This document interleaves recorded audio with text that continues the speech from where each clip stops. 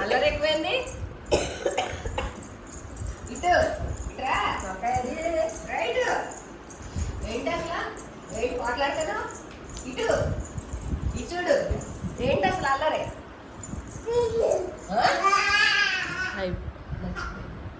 ఒకసారి ఉంటారు అలాగా.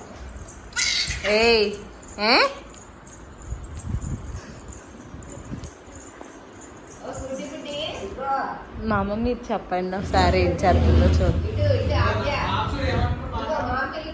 మా అమ్మ మీరు అనండి.